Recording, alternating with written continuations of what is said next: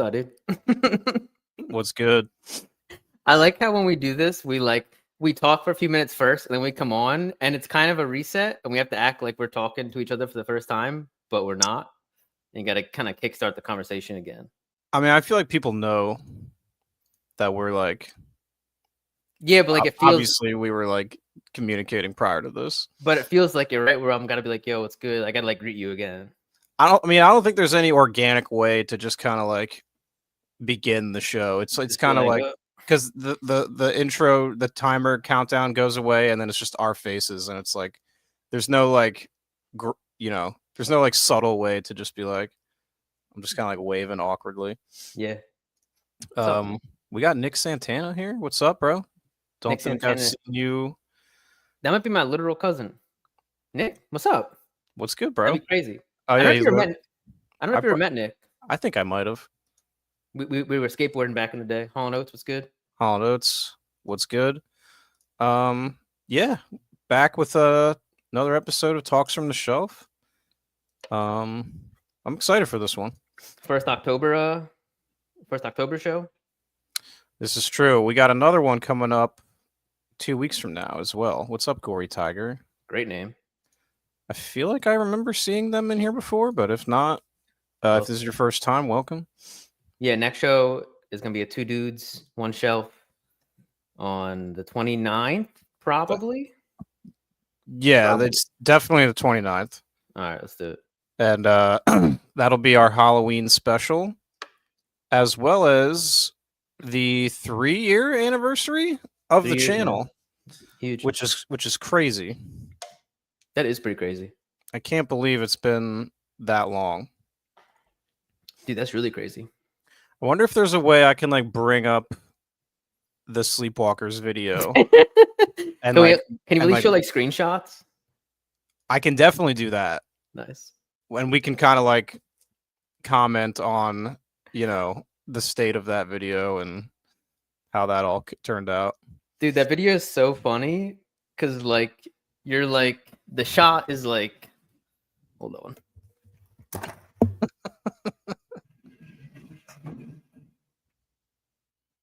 This is effectively like the shot in the. I mean, you're way further back, but effectively, yeah, I had like a director chair, like one of those classic director's chairs, and I thought that was like a cool little chair to be sitting in for my videos, like talking about movies. Put me in the director chair, right? That's true. But then I also was like, I need to show the entire chair. Like it's not enough and for like you your to legs kind of like so it was literally like from my my entire body is visible, which is just not necessary. Sydney Eubanks, thank you so much. Appreciate that. Good, Sydney. Welcome. Tonight we're talking about thrillers, as you can see at the bottom there. We're kind of working our way through genres, it seems like. Yeah, we've done bromance, which is very specific. That was great. That was a fun one. We've done found footage, and I think this is the third one. Mm-hmm. This is kind of a weird one because it's like obviously thrillers and horror overlap very strongly. I feel like thriller is like less of a genre and more almost like a flavor, an ingredient, a label, It's so nebulous, dude, because like I look up, like I Google it a lot, and like because I want to see like what the internet's consensus of like this sort of thing is, right? Mm-hmm. And there's so many movies like like the Sixth Sense comes up, and I'm like, I think of that as like a horror film, like a horror drama. Yeah. Psycho comes up. I think of that as a horror movie, but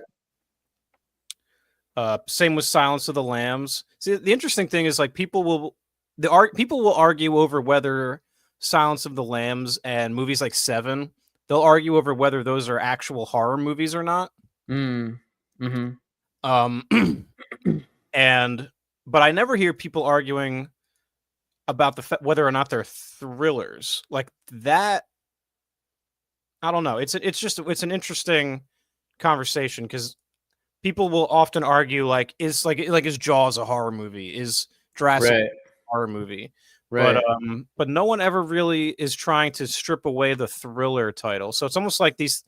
It's a horror movie and a thriller. Like it's such a you can apply it to so many different kinds of movies.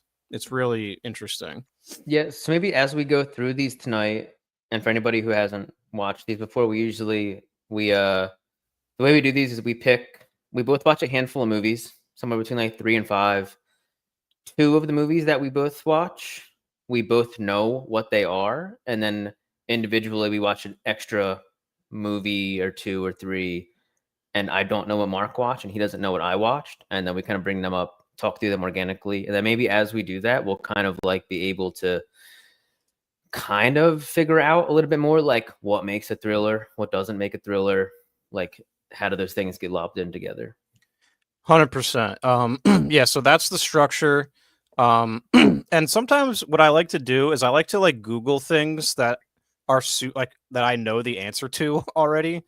Or like things that are like things that you wouldn't necessarily think to Google just to kind of get it reaffirmed, like what something is. So I like Googled what a thriller is, and it really, I mean, it's nothing surprising, right? It's like it's like suspense, tension, and some other thing, which are like I think those are the things that we can kind of use mainly as like a North Star to point at. Yeah. Thriller. There was like a third thing. Excitement. Excitement. All right. Sure. Which is such a like that's something that is so like you'll have excitement in an action movie. You'll have that in just about any movie. Yeah. Old Russ, what up? In the house. Yeah, I mean, we knew we were going to do the thriller show, but then I'm like, let me just kind of like double down here and like make sure I know what I'm talking about a little bit just to kind of like help structure this a little better. So and by doing sorry, Todd. No, by doing that, it gave me the 3 things here: suspense, tension, and excitement. And we can kind of use those to like point at, things that really make a good thriller. So I think it'll be fun. Yeah, and I'm glad that you do shit like that because I'm like on the opposite end of the spectrum where I'm just gonna watch these and I'm gonna like put these together and just take like this sample size and like form something of an idea off them, even if it's incorrect, and like not look up stuff. And I feel like we end up having a good balance. Yeah, it's just like it's like a funny exercise to like, like if I'm ever in a conversation and I'm like about to use a word and I'm like, I'm fairly certain I know what this word means, but I also just want to Google it real quick just to make sure I'm using it correctly. Mm-hmm. Things like that. So I don't sound stupid when I talk. We got Sydney Eubanks. My favorite thrillers are Nightcrawler. Great one. Mm-hmm. Identity. I have not seen. The Town, The Accountant. I haven't seen The Accountant. Yeah. I haven't seen Mr. Brooks, and I haven't seen Insomnia. That's the Nolan movie. No. Oh, interesting. It's a Nolan movie. Dude, I love The Town. The Town's good, but I would think of that as like a heist movie. It's like an action. I think of it more as like an action film. But right, that's exactly what we're talking about. Like, but it's also not a thriller either. So it's just weird the way that like right. There's tension and there's suspense, like through the bank robberies, right? So it's almost like when it comes to most thrillers, I'll point to another genre that it is first before I say, "Oh, that's a great thriller." You know what I mean? Right. Like, "Oh, that's a great heist movie," or "The Sixth Sense is like a cool horror movie." Right. And then it's like almost like the thriller is sort of like an addendum. Yeah. Breakdown. I think that's a Kurt Russell movie. I haven't seen it though. Shout out Kurt Russell. I haven't seen that either though. Hell or High Water is pretty sweet. I like that one a lot. Haven't seen it. What's up, Doctor? What's good, bro? So yeah, like Tyler said earlier, we picked 2 movies each, or 1 movie each, that we will serve as like just like our assigned homework. Like, so Tyler knows we're gonna watch both of these. I know we're gonna watch both of these, and then whatever else we watch is sort of up in the air. And so those two movies, we'll say the first one first. The first one is Night of the Hunter, which is from 1955. It's a Charles Lawton movie. He was an actor back then, and this was the only movie he ever directed. He only did this movie. He was going to make more movies, but this Night of the Hunter did not perform well, and so he was never able to direct more movies after that. Interesting. But yeah, this movie is one that I had seen one time prior, and I was absolutely like blown away by it, just from like the time that it's from and like what is going on in it. Really enjoyed it, so I wanted Tyler to watch that one for sure. Let's see, Wind River. I haven't seen, but I think it's the same guy as Hell or High Water. Blue Ruin and Dragged Across Concrete are awesome. Sounds sick. Dragged Across Concrete is fucking sick, dude. It's Mel Gibson and Vince Vaughn, and yeah, they're a great combination. And they're both like disgraced cops who like get suspended from the force, so they like turn to some criminal activity to like provide for their families while they're being unpaid on an unpaid suspension. Yeah. And the shit that they get into is fucking crazy. Just that matchup alone, like I'm sold. Yeah, really, really good. Yeah, I agree. Those are all awesome choices. Out of the Furnace, that's a good one. I like that one. So let's talk about Night of the Hunter a little bit, man. What were your like? Tell me about your first impressions of this one, dude. So really liked it. Really enjoyed this movie. Definitely a thriller, right? Like, a lot of it is a slow burn, and this is almost like it almost feels like two movies. Yeah. There's like a very, very hard tonal shift in like the halfway point. Maybe it's to like lay it out super quickly. And also, I guess whenever we talk about any of these movies, we spoil them. Yeah, we're gonna just explain at least we can talk about the initial setup and then maybe try to avoid like, unless we have to, direct spoilers. But basically the premise is there's this guy and he's a father and he robs a bank. He robs something. He robs a bank and he's got a lot of money and he's being pursued by the police. He arrives at home. He hides the money with his family. The only people who know about it are his kids, a daughter and a son.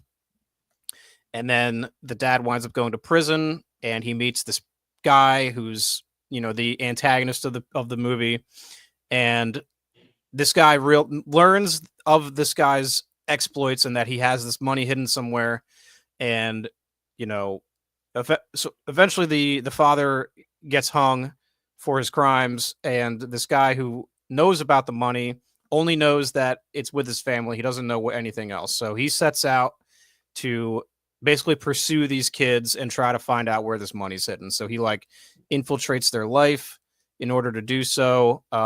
Really reminded me of A Series of Unfortunate Events, just in terms of like, interesting, the structure, which is like a book series where these three kids, their parents die. Once they turn 18, they can inherit their inheritance from their parents, which is a lot of money. And there's this guy who's like pursuing them, trying to get it from them. So that was the first thing that I was reminded of the first time I saw the movie. So yeah, really, really good flick from the 50s. So, you know, some people just don't really jive with movies like that. I personally I like watching movies from that time, but I also find that a lot of them are quite boring. Not the case with this one. No, not boring at all. It's paced really well. The kid actors are good, especially the main. Who's the young main, the son? I was just looking him up the other day because I was wondering, like, John. Yeah, I was John Pearl. Apparently, he died in like 2016 or something. Oh wow. Because I always get curious about that, right? Because I'm watching this movie from 1955, and I'm like, I wonder if these kids are alive still. Because like none of the adults would be, Right. but maybe these two kids, if anyone, and the daughter is actually Pearl is actually Damn. still alive. Yeah, Damn. pretty crazy. Yeah, so it's interesting. Like the antagonist is he's a acts like he's like a preacher or just like some kind of man of God. Yeah, he uses that as like a front to kind of infiltrate this family. Yeah, and you kind of fairly quickly realize that this guy's like a complete scumbag. And like it gets worse and worse, and he starts doing like worse shit to this family.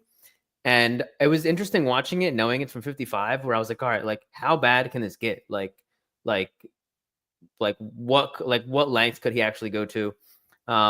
There is an amazing shot in the middle of somebody who disappears, and then you find out that she was murdered and she is sunken underwater, like tied up, like and like tied to her car underwater. And there's just an amazing shot of like she's underwater. The thing is actually shot underwater, and it's like her hair is like flowing out behind her, and there's like seaweed and stuff that's also flowing. And I was just like, I was like, wow, like very surprised to see that level. It's just such an artistic and like interesting shot placed in the middle of a not that it's definitely not like a normal movie. There's definitely lots of interesting shit going on, but it's not like most of it isn't visually crazy, but there's a couple shots like that. There's that shot, and then there's a shot where they're in their bedroom. The adults are in the bedroom, and it's like this real weirdly wide shot that you couldn't actually get from inside the room, and the ceiling's super high, and it looks kind of chapel-y. I know the one you're talking about. Something they play with because of his like background. And then so all this stuff happens, and then the kids at some point are like, we need to get the fuck out of here. And they get onto a boat and leave, which is like very thrillery, right? They're getting chased, they have to evade. At one point, so they also have an uncle, and John brings his younger sister. They're like mad young too. John's like 10, his sister Pearl is like fucking 6. And he goes to his uncle's house, who's like this old drunk, and he's like, word, I need some help. His uncle is obliterated, just like face down on the floor. And he's like, yo, I need help. And he's like, they're like actively evading this guy. Uncle's passed out, and Pearl goes and just lays down on the bed. And is just like this. And she's just like ready to go to sleep. And John's like, yo, we got to be out. And I thought that shit was hilarious. Yeah, that scene is pretty funny because it kind of comes out of nowhere where like you just look over and Pearl's just sleeping, and it's like I don't know what because it's when you watch movies from different eras like this, there's like certain ways of life that are not how it is now, and you sort of just because of the way that they don't make a big deal about it, you just kind of assume through context clues that you're like, oh, like this is just like what it was like back then. But that one, I don't know, man. Yeah, no, I don't understand necessarily why she just went to bed. I guess she's just a little kid and was tired. I don't know. Yeah, understandable. I'd be tired. Yeah, it's great because like, this preacher has all of the adults in this town like under his spell. Basically, he's very conniving. He's got like a silver tongue. He's telling everyone what they want to hear in order to get to this family. And John sees through his bullshit though. So John sees through the bullshit, and yeah, basically no one believes them. So they're like, fuck it, like we literally just have to leave. So like they literally just leave their entire life behind on this boat. The scene where they're about to be caught by him, pretty suspenseful. Yes. He's like literally about to get them before they take off down the river, and I guess it's too deep for him to like just wade through and kind of just grab him. He seems to go down pretty far, and yeah, they just take off, and that's when the movie kind of shifts into sort of something different, and it's very uplifting because it's like prior to that part, there's a lot of messed up shit that happens, and you're like, damn, like I hope these kids like turn out okay. And the lady that they meet, who, I don't want to get too into the movie in case people haven't seen it, but they basically meet someone. What's her name? Ms. Cooper. Ms. Cooper. They meet this lady who like looks out for them, and she's like very stern, but she's like very fair and like just she's like a foster mother to a lot of other kids. So Yeah. she kind of swoops them up under her wing, and you're like, oh, like this is great because now this is a match for this guy who's chasing them. Like she's not gonna put up with his bullshit, and they're on like a collision course now where he's gonna come for these kids, but you feel a lot better about it because you know that they have this lady, Miss Cooper, on their side now. So yeah, I don't want to get too much into the end of it, but it's just a great movie. It's really good. Yeah, and it's like last thing there is that transitioning chunk where they're on the boat. It's so interesting. It takes on almost this like dreamlike sequence. Yeah, there's like no dialogue for like almost 5 or 10 minutes or something. Yeah, it's like a long ride. There's lots of these just like pretty shots of them, the two of them just like in this rowboat. They're getting like mad hungry. There's lots of shots of animals. Yeah, there's like some frogs. I think there's like a turtle. And like a lot. It was very interesting. And then yeah, so it takes on like this dreamy quality, and then it becomes kind of just like a like family drama sort of thing at the end. And at the very end, the last line of dialogue, and this is relevant for some stuff that I'll talk about later, but Ms. Cooper is talking about children in general, and she says they abide and they endure, which was so interesting. And it was just like this like commentary that they throw in at the end. And yeah, it was just not out of place, but I was just like, oh, okay. Like you're trying to really tell me some shit. It's like summarizing the entire movie. Yeah. Yeah. But just like the way that they presented it, she was just like, she kind of like says it to nobody real quick. She's almost speaking directly to us. Yeah. Yeah, I mean, it's a movie about like kids who have to grow up too fast and, just dealing with shit that they shouldn't have to deal with at their age, and how the world is definitely fucked up at times, but then it's also not that bad sometimes, and things kind of do sometimes work out the way that they're supposed to. So yeah, I definitely want to come back to that premise later. For sure. Yes. Brawl in Cell Block 99. So this is the same director as. Dude, that sounds sick too. It's the same director as Dragged Across Concrete. His name is S. Craig Zahler. He also did a movie called Bone Tomahawk that I love. These names, and could be considered a thriller, probably. Yeah, this movie is awesome. It's Vince Vaughn again, and he's like a convict, basically. He's doing some stuff I think he's like committing crimes to provide for his family. I've only seen it once. But he winds up getting locked down, and he is trying to reach a certain cell block, 99, which is like for the worst of the worst. So he goes to prison, and then as he's there, he has to commit like awful crimes in order to get put into further lockdown. So like kind of doing the opposite of what you would expect someone to do in prison. Dude, so S. Craig Zahler's films are extremely violent. And this movie, Vince Vaughn is just brutalizing people in the most fucked up ways. And it's awesome. Yes, dude. That's so crazy. Look up a fucking poster for Brawl in Cell Block 99. He's like bald. Vince Vaughn's also like a tall motherfucker. Like, yeah, he's a big dude. And so part of the reason I love S. Craig Zahler is the way he utilizes him. Wow, he looks badass in this. All right. Yeah, because they're like, oh yeah, like this guy's funny, but like, what if we put him in a fucked up crime movie? Yeah, where it's like extremely violent, and like it's his amazing. Head tattoo is so hard. Yeah, it's fucking violent as hell. Interesting. Yeah, I want to do a video on Bone Tomahawk one day because it's like a horror western. Ooh. It's this town. It's this western town, and the town doctor gets kidnapped by these cannibals, and the town, she's a girl, by the way. Okay. And so the town doctor, she's a girl, she gets kidnapped. Her husband puts together a posse to go track down these cannibals and rescue his wife. So it's like a rescue mission from these cannibals, and the violence is like off the chain. But like the posse he puts together is like the most ragtag group of guys. but it's fucking awesome, dude. These all sound really sick. I'll have to peep some of them. Dude, S. Craig Zoller, he has not missed. All of his films are bangers, and they're very underrated, I would say. Okay. We got Eric in the house. What's up, brother? What's up, Eric? Talking about some thrillers. Do we want to close the book on Night of the Hunter for now? Yeah, I think I'm good, man.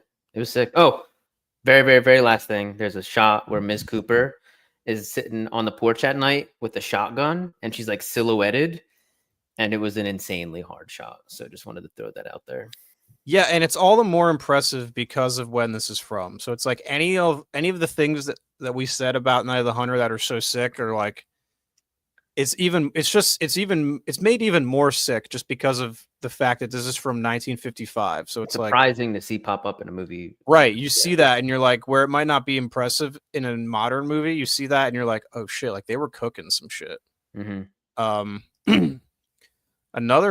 These are all incredible movies. Dude, Place Beyond the Pines is so I can't even get started on the movie. I love that movie though. Really good. Blood Simple, the first Coen Brothers movie. Awesome. We watched that in Film Institute. Yeah, these are all good options here. You really can't go wrong with any of those. So yeah, 1955, great movie. Night of the Hunter. Definitely would recommend you guys check it out if you haven't seen it. We have not really spoiled it. We kind of just gave you the premise. So worth watching, I would say, for sure. All right, so since that was my pick, do you want to go and tell me one of the thrillers that you watched for this show? Dude, my next movie is 2007. Disturbia. Oh shit. Dude, that's awesome. This was a formative movie for us in 2007. This was a very formative movie. This is like, and even rewatching it, this is like very much not just for me, not just for us, but in general, this is like baby's first thriller kind of vibe. It's very much like young male wish fulfillment movie where it's like this is like literally like a dream scenario that people will concoct minus like the wild shit that happens, or maybe not. Maybe you like that's honestly maybe that's a component. So if you guys don't know, Disturbia, essentially a remake retelling of Vertigo, or not Vertigo, excuse me, Rear Window, which is another thriller masterpiece Hitchcock movie. But Disturbia, that's like we would have been in like 7th grade when this movie came out. Yeah, I don't know. Just continue. Yeah, tell me about your rewatch of Disturbia.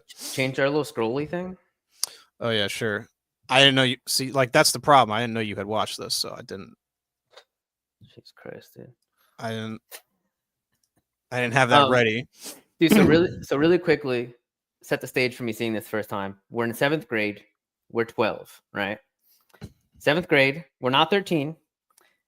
3 people, these 2 friends, Patrick and Michelle, asked me if I'm trying to go to the movies with them and this girl who we'll call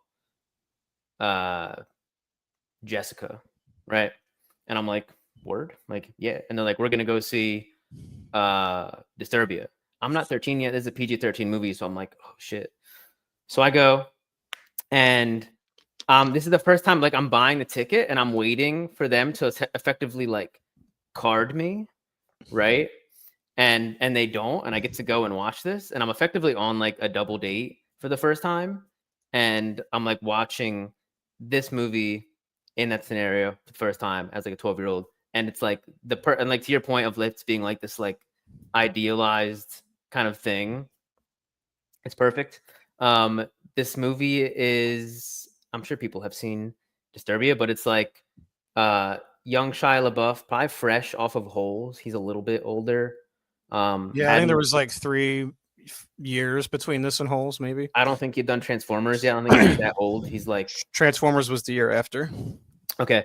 Yeah, he gets put on house arrest and then becomes convinced that his neighbor is like a serial killer, and then his other neighbor is this new girl that just moved in. She's bad.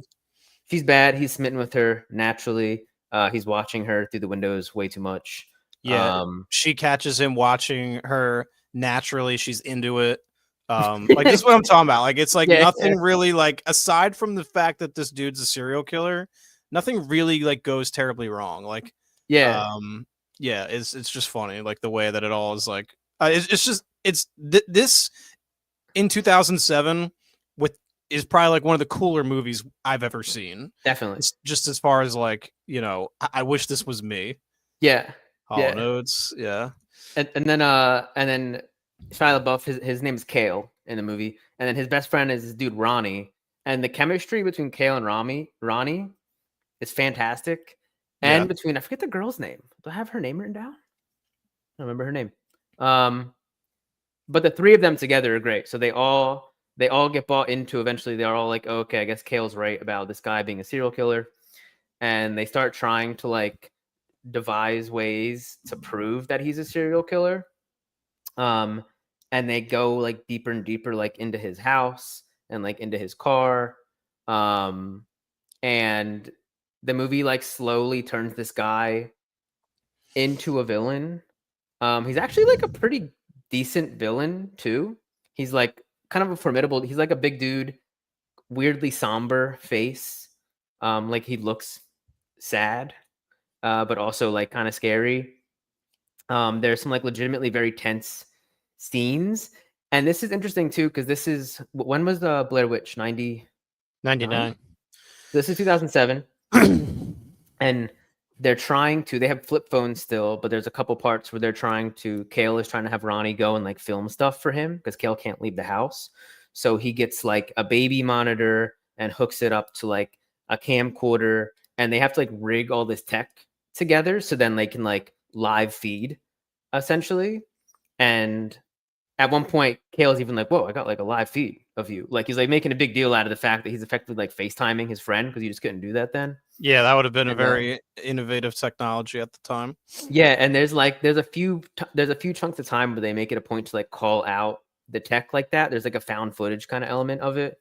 And then even the very last shot, so spoiler alert, but they kill the bad guy, and then Kale gets the girl at the end of the movie, and Ronnie is like filming, and you see the last 30 seconds of the film through like the camcorder footage, and Ronnie goes, soon to be the most popular video on YouTube, and that's how the movie ends. And it's like, wow, they're just gonna upload all that.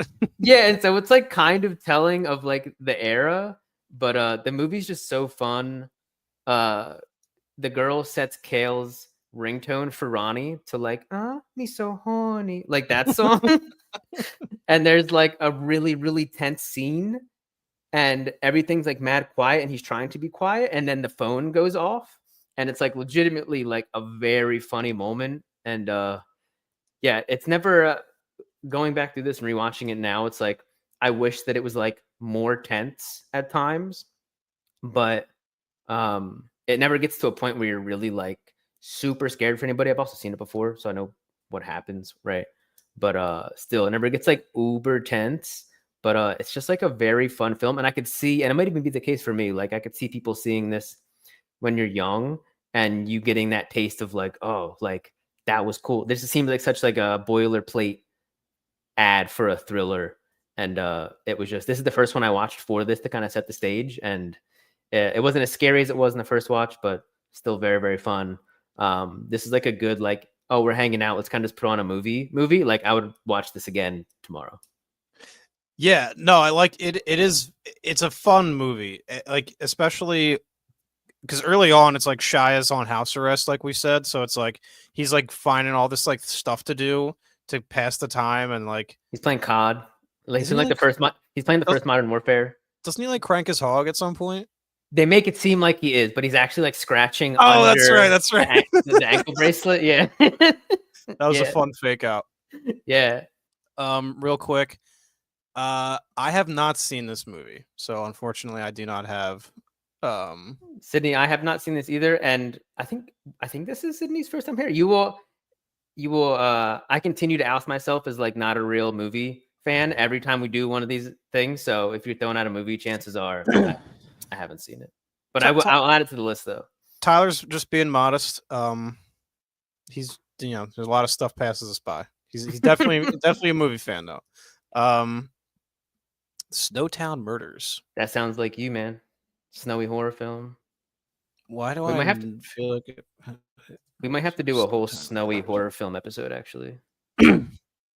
Oh, is it just called Snowtown? I think it's just called Snowtown. Dude, I how feel like about I've heard Snow of this though. Day? Like the snow, like the Disney Channel movie. Yeah. Yeah, it's not really like what we're talking about right now, dude. It's like not really It's sick it's not though. really relevant. I guess, yeah, sure. All right, yeah, so Disturbia, that's a good one, man. That's a throwback for us. I remember Did you that was a big movie at the time. did you see it in theaters back then? I might have. I can't remember that far back, dude. Dude, yeah, I true. think I might have. Not really sure. I feel like I did. Not 100% though on that one. All right, I guess we'll pivot into my next one that I watched for this. I don't know if you also watched this one. I hope you did. It's Panic Room. I did not. I have not seen Panic Room, dude. Please tell me about that. Dude. It's Panic Fincher, Room is fucking right? is sweet. Yeah, it's David Fincher. It's from 2002, I believe. And I hadn't seen this one since before 2019 because I did not have it like in my my view history. Okay. So I started logging things in 2019, so it's been at least 6 years since I've seen this, probably longer. Old Restless didn't like Panic Room. That's a bummer. Yeah, so if you don't know, Panic Room is Jodie Foster and a very young Kristen Stewart. They're pretty well off, well to do. They're in a ballin' ass house in Manhattan, and they've just moved in. It's their first night in the new house. Jodie Foster's divorced. So they establish early on that there's like some family stuff going on. You know, the family's a little tense, but they kind of hammer home that there's a strong bond between Jodie Foster and her daughter, Kristen Stewart. Then, you know, they're going to bed. It's pretty late at night, and then Forrest Whitaker and Jared Leto show up, and they are the two burglars of the piece. And then shortly after they arrive, a third guy arrives who's like not really supposed to be there, but Jared Leto like told him it was chill. But Forrest Whitaker was Dude. not privy to this, so he gets really pissed off. Typical Jared Leto, man. So Forrest Whitaker works for the like Panic Room like security company that puts in these systems. So like he's aware of this whole situation because he was the one who works for the company that installed the Panic Room. So he had the information, he had the tip off that these people were going to be here and that there would be a lot of money within the actual Panic Room. So that's their whole goal, is they're trying to get inside this Panic Room because they are aware that there's a lot of money in it. Jodie Foster's husband is very rich. And so, you know, through some exposition there, he's able to find out that there's money in here. But they did not think that these people were going to be here. They thought the house was going to be empty and that this was just going to be a very simple thing. So they arrive, very quickly realize that the house is not empty, and it becomes a whole thing. And so what winds up happening is Jodie Foster and Kristen Stewart get into the Panic Room, but you know, so they're trying to get in and they are inside, and it becomes this like cat and mouse game of like trying to get them out of the Panic Room some way. They have cameras in there so they can see where they are, like the villains in the house. So there's like moments in the movie where Jodie Foster has to like run out of the Panic Room, grab something, and come back without them noticing. Lots of instances for like really effective tension, and it's just really good. It's a awesome movie. It's a little under 2 hours, and it's a lot of fun. It's a very easy watch. and it goes in some interest. There's a couple twists. There's some curveballs that they throw at you, and it's really stylized too, which like perhaps more so than I expected, because like I haven't seen Fight Club in a minute. That one I think is also pretty stylized, but like the movie does a lot of shots where like they'll be like, so there's a scene where they're trying to force them out of the panic room by like pumping in some gas through the air ducts. So the camera will like follow the pipe like all the way through into the wall, like into the vents, and then like into the panic room, all in like one kind of stylized shot. So like I didn't remember that aspect of the movie, and that was a pretty cool like welcome addition that I was like not expecting from this movie. So I would definitely recommend you check this one out at some point. It's awesome. And when was that? 2002? 2002. Damn. Yeah, I don't know how I haven't seen that. I've seen like I've seen a clip from it in some like scene breakdown thing I was watching where they were talking about, I think like suspense in general, like a Studio Binder YouTube video or something like that. Yeah, it looks sweet though. Yeah, the way it's edited is like there's scenes where all of the sound completely fades out and you can't really hear anything. And it's all muffled. It's all muffled. And they're like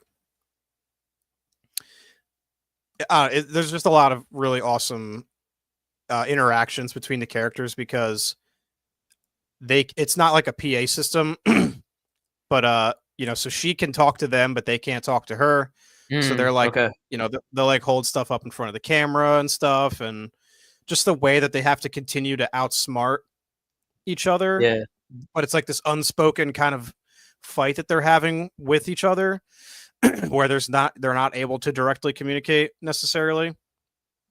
It's just really good. Jared Leto is like very good in the movie. Like it's funny because I literally just saw the new Tron movie, and then like the next night I watched this, and like obviously like acting is a thing, but like it could not have felt any different. Obviously there's like 23 years between this movie and that. So that's obviously a big part of it. But yeah, I wish Jared Leto would do more shit like this, because like as it sits, we've got like Tron, Morbius. I don't know what the fuck else Jared Leto's been up to, but like playing the Joker. Yeah, like ever since honestly, once the Joker became a thing, Downhill. like his career trajectory has just been like it's just been in the toilet, honestly. He's great in Fight Club. Also Fincher. He's in Fight Club? Yeah. He doesn't have like a huge role, but he's like a main side character though. I haven't seen Fight Club in so long. Fight Club's fantastic. Coming off Fight Club is a bit of a letdown at the time. See, that's interesting because I wasn't thinking about it in that context, but that makes perfect sense that this would be sort of like how it's the way people look at things relative to the last thing, right? So like after Get Out came out, everyone was like, how's Jordan Peele going to follow that up? And like, you see it all the time. Yeah, exactly. Jared Leto has 0 box office value. Dude. At Close Range. Dude, Mystic River is awesome. Very fucked up movie. That's a Clint Eastwood banger. Really good though. I have not seen At Close Range. Christopher Walken's always good. I love Christopher Walken, man. So that's kind of like my dissertation on Panic Room. If you haven't seen it, there's not really much else we can get into there. Let's keep Fincher going though, and talk about my next pick, which is Seven.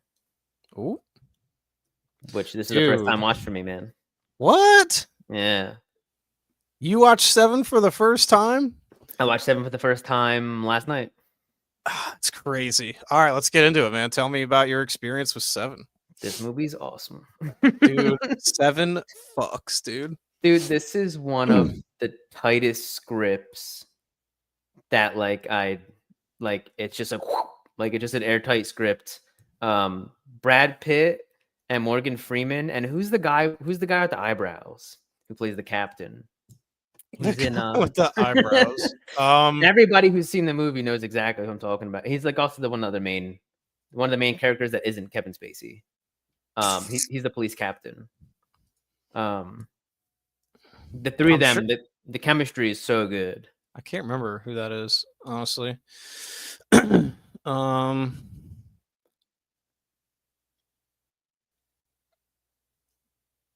sick eyebrows. Daniel Zacapa. Does he have sick eyebrows? I mean, they're eyebrows. Now you would Detective know. Taylor at First Murder. It's not Arlie Ermy, is it? He's the captain. I don't know. Is that Arlie Ermy you're talking about? Police captain. He doesn't have a name. It just says police captain. Oh yeah, that could be why. How does he not have a name? It literally just says police captain. Fincher doesn't give a fuck. He's like, let's go. He's like, give me some sick shots. Give me some sick story. Yeah. Dude, yeah, that's Arlie Ermy you're talking about. Okay. The three of them together. You know that is? It's like I recognized him. Like I've seen him in a lot of stuff. I couldn't tell you his name though. I can now. He's from Full Metal Jacket. Most famously, he's like the drill sergeant. Oh, interesting. I don't know if you've seen that movie. He doesn't have. I have. He doesn't have sick eyebrows in that though. I think you're pissing off old wrestlers here, man. Would it be an episode? Would it be a Talks from the Shelf if he wasn't disappointed in me? All right. Yeah, so I mean, like this is. I think this is what people are talking about. Like when you say you're not like a film fan, it's things like this that piss people off.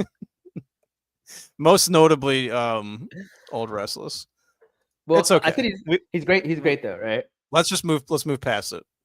Try to get Old Restless to forget what you said. All right, so the three of them, great chemistry, right off the bat. The movie wastes zero time. So, and some of the other thrillers, they kind of take. Disturbia does this. A couple other films do this, where they purposefully take a little bit at the beginning to be like, yo, like stuff's chill, like we're good, and then all of a sudden you have a real hard pivot into something that's super not chill. And that's how Mystic River is. Not to cut you off, but that's how Mystic River is. Yeah, and it kind of like I feel like that pivot makes you just like puts you on edge, and then it doesn't really slow down, right? And 7 is just like right from the beginning, everything sucks immediately, and it's really interesting. I'm sure everybody here has seen 7 except me. It is so interesting how much like subtext is going on. So you have the main plot of you have the serial killer, Kevin Spacey, who is very methodically and systematically like not just murdering these people, but doing it in a way where he's like luring these cops into like chasing him. Yeah, Morgan Freeman, Somerset, who is trying to. It's supposed to be his last week, and he doesn't want to be a cop anymore because he's like, yo, like. Everybody sucks, and no matter what I do, everybody's always going to suck, and I can't save them, and there's no point in saving them.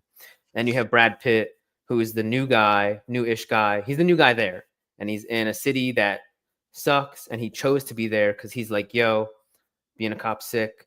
I love people. Yeah, a lot of them are fucked up, but I think I can save people. I think people are inherently good and worth saving. Morgan Freeman's like, dude, you're fucking dumb, but whatever. It's literally like, I mean, this is a very cliche dynamic of like the young, hopeful, naive rookie and like the old, jaded veteran.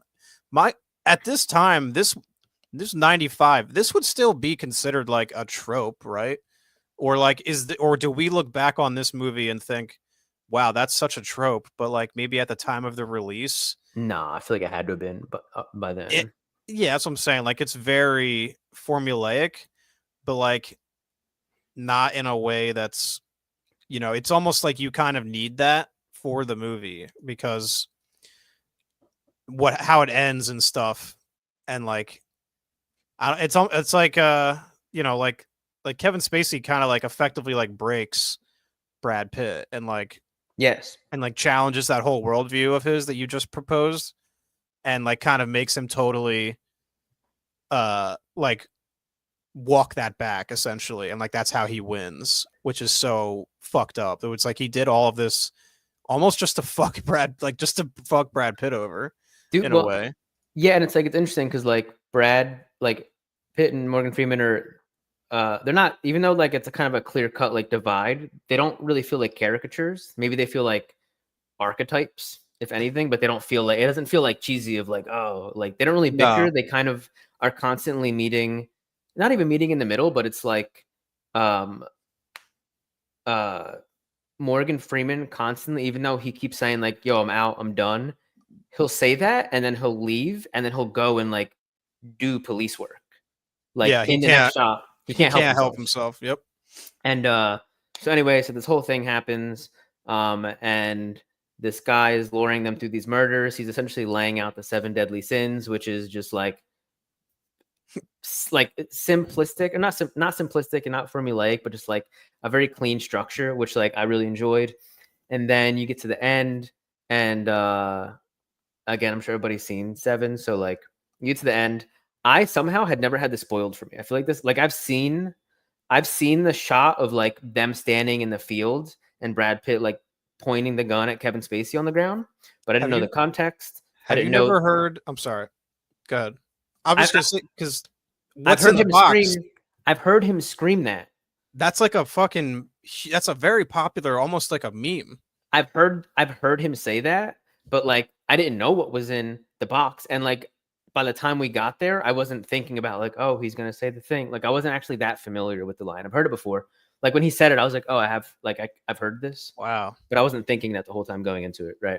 I'll be at like work and like my boss will get like a box from Amazon, and he'll be like opening it in front of me, and I'll be like, yo, what's in the box, dude? What's in the box? Yeah. And he's like, yeah. And I'm just like, it's just like it's a thing that I assume that everyone knows what's in the box, and like that there's a box, and that there is a box. Like, real quick, Sydney throwing out some bangers. Collateral and Zodiac is my favorite Fincher, personally. I love Zodiac. Incredibly watchable movie. It just sucks you in. It's so good. Jake is so good in that. Talk about naive characters, like optimistic characters, like thinking that they can just kind of like, I'm gonna do some good. This will be fine. And he literally loses his family, loses his job. I'm pretty sure, just kind of loses himself. I admittedly was I was very drunk when I watched Zodiac, and I don't remember all that much of it, so I gotta go back. Well, yeah, you need to fix that. Zodiac is a fucking masterpiece. He also shouts out Collateral, Michael Mann banger, another Michael Mann banger starring James Caan from The Godfather, plays Sonny. Thief is awesome. Basically, he's literally he's like a thief. He's like a diamond. He's like a safe cracker. Love that. Really good. Always love that. So yeah, tell me more about your experience with 7. So that's right. Kevin Spacey's fantastic as John Doe. Mm-hmm. My favorite. There's 2 things that are really, really interesting that are happening in 7, though. The first one is that we kind of already touched on how it ends, but there's the B story of Tracy and Morgan Freeman, of Gwyneth Paltrow and Morgan Freeman. And there's just a couple times where she reaches out to, like when she first meets him, they kind of are like, not as in like they're interested in each other, but she's like very she seems very happy to like just meet this guy and like very comforted by him. Yeah, her and Brad Pitt are like new in this city, right? So they don't really know anybody. Yeah, they just moved there. They moved there for Brad Pitt's work. He chose to be there in a place that he knows is specifically shitty. So she's happy to have a guy like him around, basically. And Morgan Freeman's lived there for a really long time. Brad Pitt and Gwyneth Paltrow, their apartment sucks. They live right next to a subway, so it rattles every so often. Super bizarre. And then at one point she calls Morgan Freeman for them to just like meet. She tells him that she's pregnant. She hasn't told Brad Pitt yet. And you're like, wow. It's just like weird, right? It's kind of just like, again, it's not like, at no point are you like, oh, word, like Morgan Freeman, Gwyneth Paltrow are going to like get together and leave. Like, it's not like that. And it's kind of the fact that like they don't hint at too much that I was like, obviously this is meaningful, but like, what is this? You know? She's just like a confidant that she like recognizes like a kindred kind of spirit in him, and like knows that she can tell him things and he's not gonna judge her, and she kind of just gets all that just for, like, this is just my read of it, but like this might not be, you know, factual, but that's sort of the way I interpret that. Was just like she's clearly desperate for someone to be able to talk to in this town, someone who can look out for Brad Pitt. He's naturally poised to do that, and someone that she can just kind of confide in, you know, because he's got all this life experience. And that is what it is, but she's being like sneaky about it. Like she's like not like when she calls Morgan Freeman, she's like, oh, like her husband's like Brad Pitt's in the shower. Yeah. And she's like, and she makes the points like hide it. So it's just kind of weird. And then like when she tells him that she's pregnant, you're like, oh, okay, she has this thing that she's purposefully hiding from him. And then it makes the ending that much more like gut wrenching. And then the other, maybe more something that like could or could not be a thing that I'm reading into, but that's really interesting, is they draw a lot of comparisons between Morgan Freeman and Kevin Spacey, especially like what you really kind of figure out at the very end when they're taking the long drive out to like where the final scene happens. And Kevin Spacey's going on this long rant about like how he sees the world and how he sees people and stuff. And he's arguing with Brad Pitt, and they keep cutting to Morgan Freeman, and it looks as if Morgan Freeman is like, he's not saying anything. And a lot of what Kevin Spacey is saying is echoing stuff that Morgan Freeman has said earlier in the film about like how like people fundamentally have gone like bad, how they can't be helped, and all this stuff. And like Brad Pitt's pushing back against that. And Morgan Freeman doesn't offer anything like in exchange. And the only other time that they really draw the comparison between the two of them is during the chase scene when they show up to John Doe's house and he comes up the stairs and he starts shooting at them. And there's a sick, like, long chase scene where Brad Pitt is chasing him. And Brad Pitt is chasing Kevin Spacey. Morgan Freeman is kind of trying to catch up.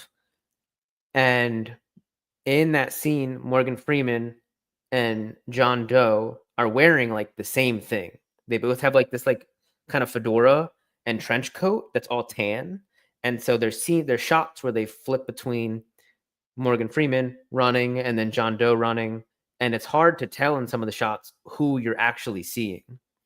And I don't think that was me being dumb or unintentional. Like, I think they were purposefully trying to draw like a parallel there, which was just really interesting.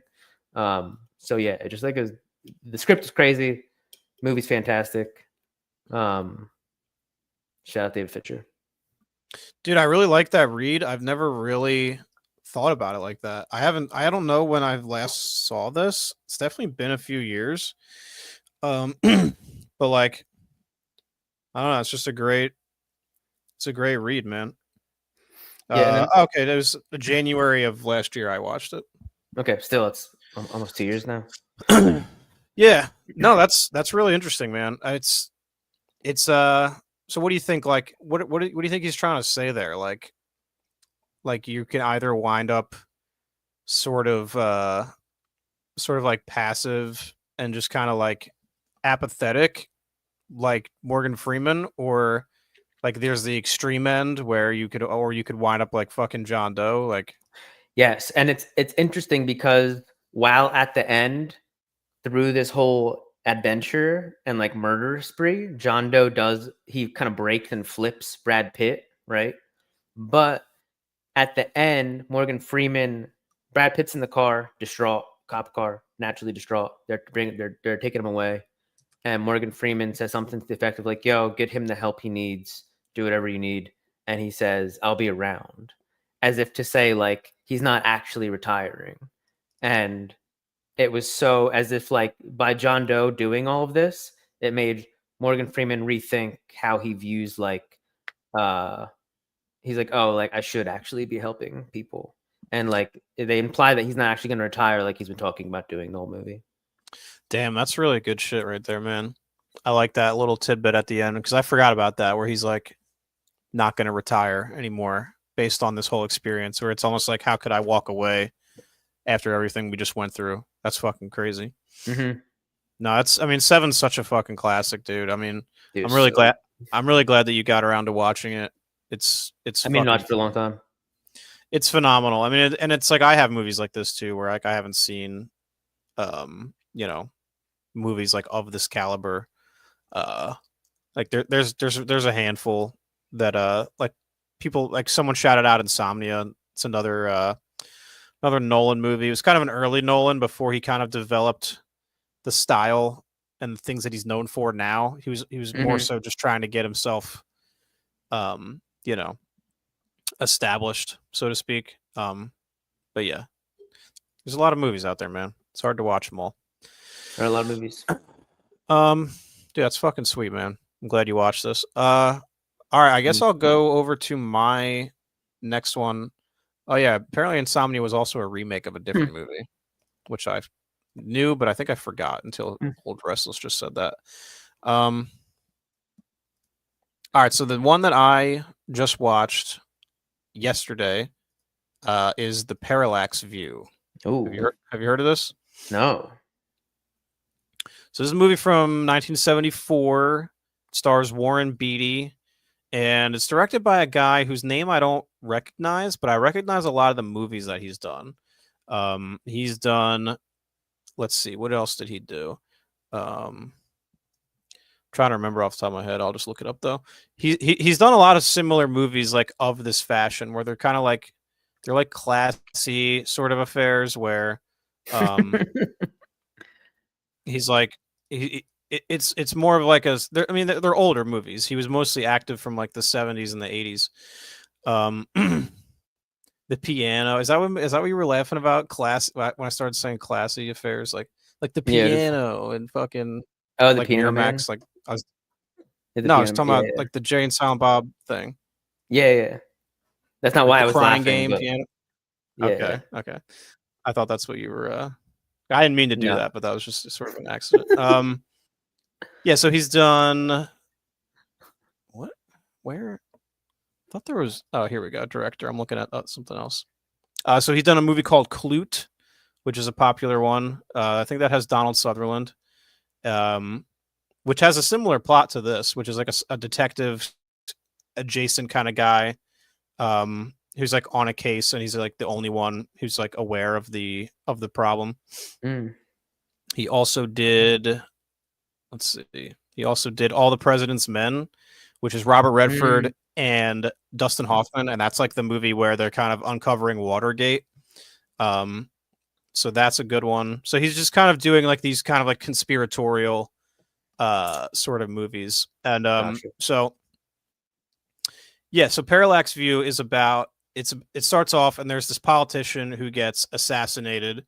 And then there's this like reporter played by Warren Beatty. He's like very ambitious.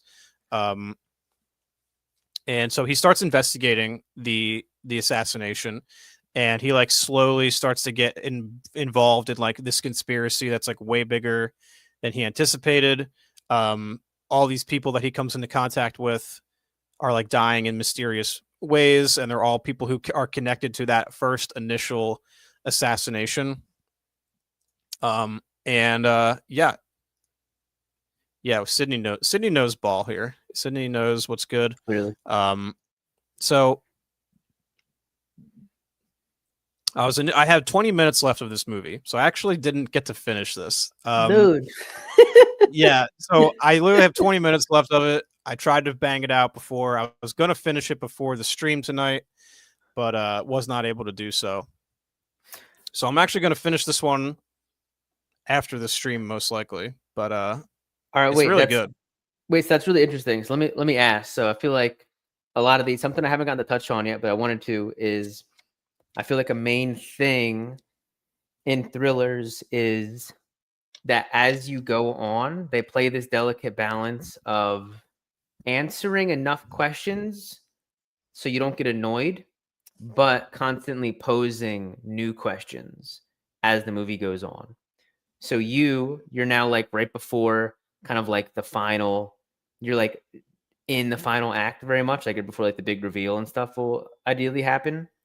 Yeah, I imagine some insane. Well, I imagine 20 minutes is like when a lot of movies, like that's when you have the big pop up, right? revelation, so like I almost feel bad even including it, but like I had to mention it just because it felt, like I had, like, it's a thriller. It's what we're talking about, but I also just have not finished it. So, yeah. How about, is it violent at all? Yeah, there's like a bar fight scene. So basically this guy, he's going around, he's trying to he's like interrogating people, trying to get information, but also not trying to leave like a paper trail, right? So he's not giving them his real name. He's making up fake stories about who he is and like why he's there. He also has like his editor in chief, because he's a reporter. His editor in chief essentially goes from not believing him at all to, okay, now he's got some more evidence. This guy has no choice but to believe him. And now he's involved because now he knows what our main character knows. And so like he's in the shit now too, basically. And it creates a dynamic where he's now helping him and now he's involved. Oh, shit. And it's I don't know. I was really enjoying it. I'm upset that I don't have the full sort of picture here, but I also wouldn't want to spoil it anyway. But so based on what I have seen, though, I would definitely recommend the Parallax View. It's on Paramount Plus, as is Panic Room. So I actually finished Panic Room, and Paramount Plus was like, "Yo, you trying to watch this now?" And I was like, "Actually, yeah, I am." So I threw that on, and yeah. So I feel like that's I asked about the violence because it's like I feel like that for me is like I feel like a thriller implies that like it's a drama, like a not cerebral, but like a sort of intense drama that skews into being like violent or having some kind of like darker visual elements going on, or just darker story elements. There definitely needs to be like the promise of danger. Like that's sort of like what separates, in my opinion, a drama from a thriller, where this is actually good, right? Because I think like a drama is like, let's say you could take this same movie, right, with this conspiracy, and let's say it's almost like 12 Angry Men, where it's just guys in a room, and could be like an equally good movie, but just for totally different reasons, where like these guys are like in a room trying to figure out this mystery, right? And they're all kind of like, maybe some people are withholding information. One person genuinely wants to get to the bottom of it. And like just almost through entirely dialogue, because that's what 12 Angry Men is. If you haven't seen that, is like they're a jury, and they're trying to figure out if this guy's guilty or not. So you could take that same approach to a movie like this, where there's no danger involved, but it's still riveting and entertaining because you want to figure out what these guys know, but what they're just, that you have to you have to figure out the process. Parallax View is kind of like that, but instead these guys are like on the ground floor, and they're like trying to actually, like, they're, boots on the ground, like figuring this shit out.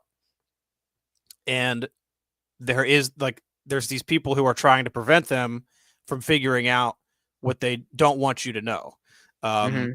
So I think that's sort of like, that might be a way to kind of differentiate at least some forms of thrillers, like from a movie that would otherwise just kind of be like a drama, or like a mystery, because there's like, there is the mystery component. So it's like, they'll kind of dangle the carrot in front of you of like, this is what we're trying to figure out. And then that kind of sets you up to be like, okay, that's what the movie's going to be, is this guy is going to be trying to figure out this mystery. But then there's also like, there's like life-threatening, obstacles in his way. Right. So maybe it's more a matter of like, it's not just like, oh, we're trying to figure this out and that's it. But it's like, we're trying to figure this out, so then this awful thing doesn't happen as a result of us not figuring that out. Yeah. Or maybe there's people who are like actively working against you figuring it out. So like that it's like a ticking clock, where it's like these two different forces are on like a a collision course where each of their motives are clearly defined, and now you kind of have to like see how it shakes out. Sydney says, "I love thrillers. It makes you think about that it can happen to you and poses a lot of unanswered questions that you think you know the answers." That's what's fun about them too, is like if they're good and like well written, it's a movie where you're almost like an active participant as the audience member, like trying to figure out as well. Maybe they leave like a trail of breadcrumbs and like you can start to put the pieces together yourself too. Like that's a fun kind of movie. And Sydney also brings up a good point, which I'm gonna kind of my next pick is kind of counter to, but the idea that like it's something that could kind of like that you could find yourself in, a scenario that you could be in, because I feel like once something dips into being like supernatural, that feels more like it's stepping into horror and out of just being a thriller at that point. At least to me. I could be wrong there though. No, I agree. I think most thrillers are probably at least somewhat rooted in reality. Pretty grounded. Yeah. Because yeah, I think it has to be something that, you know, you could somewhat at least relate to in order to create like the stakes, you know, to where like an audience can be invested because, you know, like for example, I'm not going to be as invested in Jurassic Park necessarily in the same way that I could be invested in, you know, a movie like, what's like a creature featuring you know, real animals, let's say Jaws, right? Jaws could happen. You could imagine being in a boat. Oh, especially you would fucking hate that, being out in the ocean getting stalked by a big shark. Well, yeah, why would I specifically not like that though? Because you don't really like you don't fuck with the ocean like that. Oh yeah, true. No, that's very true. Yeah, no, I mean, obviously I can't like there's going to be a degree of separation where obviously something like Jurassic Park is very fun and entertaining, but it's not a situation I could see myself being in. Right. Exactly. It's based on a real story. Shout out Jersey. Yeah. No, I definitely want to check out a lot of these movies you guys are throwing out. I'm going to go back through after this and kind of put together a list. Yeah, this is interesting because between this and the last two dudes that we did, where we talked about the fact that we were going to be doing a thriller show, I feel like we've had so many more suggestions between these two than we do for anything else. And maybe that's just a factor of like a result of the category itself being so broad.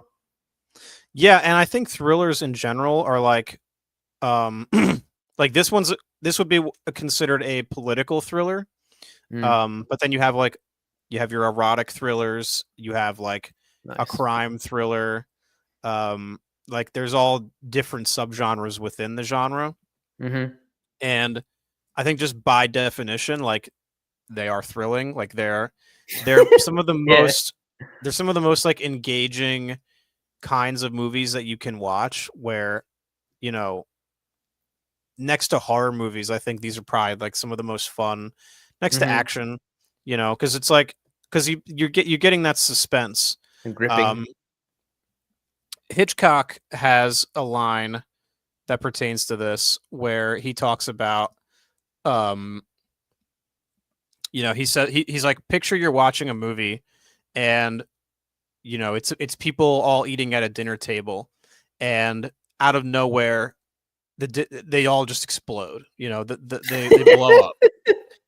Or right. you could take that same scene and you can show these people eating dinner at this table, and then like, let's say the camera dips under the table and shows you that there's a bomb under the table. So now we know that there's a bomb under the table. The people eating dinner at the table, they don't know. That's where the tension comes in. So that was like what Hitchcock lived by. Great. That's great. You know, that was like his whole mantra. Like that's how he approached movies, and I think that's kind of how you can look at most thrillers as well. All right, let's get into your next pick. My next pick might be, I'm flirting with the line a little bit, like I do. I need to grab another beer though. Do you need a drink? Old Restless? Do you need an Oktoberfest? Anybody need anything? I'm 5 good. seconds. All right. Go ahead. Let's see. 13 Days is a thriller that just came to mind. It's thrilling yet you already know the outcome. Cuban Missile Crisis. Oh, okay, interesting. Old Restless said I'm good. Right. Okay. Cool. Dude. All right. My next pick, second to last pick, I believe, is The Descent. Dude, The Descent. All right, let's hear it. Are you labeling this as just a flat out horror film? I would think of this as a horror film before I think of this as a thriller, but I can understand. I can see where you're coming from, because it's got, like, you could remove the horror, and it's still thrilling because of the nature of what they're doing in the movie. So, dude, so The Descent is super fun and insanely more fun than I remembered it being, and I remembered it being a very fun movie. The first half, literally like almost perfectly exactly halfway, the first whole half, nothing supernatural at all, right? And you could make the argument that there isn't anything like actually no, it's not supernatural. supernatural. It's monsters, but they're like people who have reverted into like a very primal sort of existence. So yeah, there's not like ghosts, it's not like that's what I would think of as being supernatural. Yeah, they play with the idea of like they're in the Appalachians, which are like there's just so much like mystery. It's just shrouded in so much mystery of like what's there, what could still be there, who could still be there, So they play with that. So much of the movie though, in the first half again, is they create for anybody who hasn't seen The Descent, or if you have, as a quick refresher. It starts off, there's these three friends, these three girls, they're like in their late 20s, they're whitewater rafting. They're cool. You're like, oh, okay, they're into like adventure stuff, cool.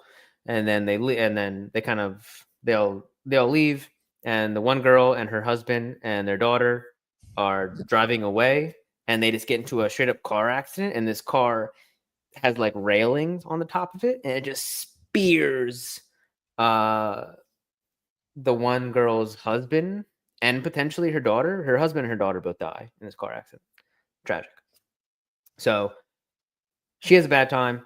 You fast forward a year. Her name is Sarah. She's still super distraught, but her and all of her adventurous friends get together. It seems like they do this every year, right? They get together. They have some like adventure. They go hiking or whitewater rafting, whatever.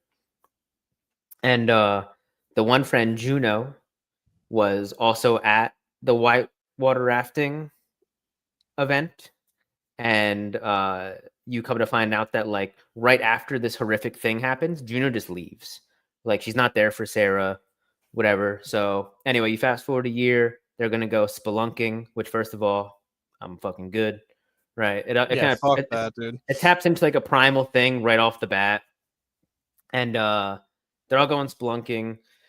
There's beef between everybody because Juno like left Sarah in her time of need. Sarah is trying to be like, I'm good, but she's clearly not good because she's still like grieving her fucking husband and daughter. She keeps hearing little kids like laughing when there are no little kids around. Always a bad sign. So there's like that shit going on. And like, again, like nothing like specifically like super dark or weird is happening other than Sarah just being like freaking out. And they do a lot of work to like set up the idea that like, okay, when you're in these caves, it's normal for people to like get kind of paranoid, to kind of hear or see things that aren't there. Like that just happens. You're okay. And then so they get there and you see Juno just like before they go into the caves, she makes the choice to leave the map in the car, which like adds another point where you're like, what the fuck? And it's also an interesting callback, maybe not a direct callback, but like kind of a callback to Blair Witch of them like discarding the map, which is cool. and then right at the halfway point, they get attacked by these like monsters, and it turns into this escape from the descent, from like them being underground, and so they're dealing with trying to escape these caves that they are not supposed to be in. They don't know how to get out, and they're trying to escape these monsters. And then Juno is also like, dude, the first fight scene where all these monsters attack them, and Juno just goes full like metal mode, and she like fucks all these monsters up, and then she accidentally she ices one of her friends, and then just leaves her there because like, what are you gonna do, you know? You're like, hey, by the way, guys, totally an I think accident. you're muted right now, Mark. No, I'm not.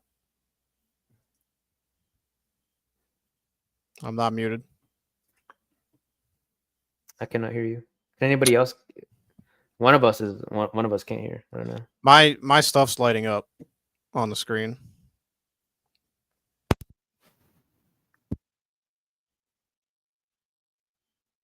Can you hear me? Can anybody hear Mark? Maybe I just can't hear. Testing. I don't know. Weird. I'm sure you tried to unplug it and plug it back in already. You guys in the chat, let me know if you guys can hear me. You want to leave and come back in? Oh no, will that kill the whole thing if you do that? It shouldn't. Oh wait, all right, maybe wait, hold up. That'd be funny if it's literally just me. Why can't I hear you though? Testing.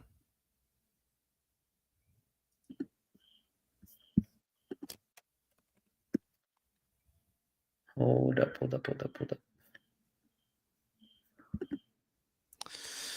Yeah, it's just on your end, dude. I don't know. No, I'm getting volume. I just like pulled up YouTube. I can hear stuff. Weird. All right, hold up. Let me leave real quick, and I'll come back in. Odd. Yeah. Guess we're having some technical difficulties, guys. See what happens when Tyler comes back in.